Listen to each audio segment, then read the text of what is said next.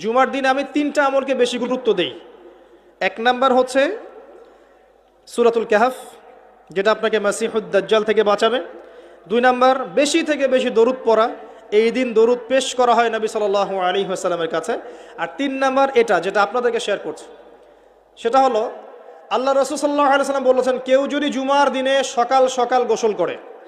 early morning গোসল করে ফেলে, একদম ফরজ গোসলের মতো, এবার সবচেয়ে উত্তম কাপড়টা পরে, নোংরা কাপড় না, বেস্ট কাপড়টা পরে,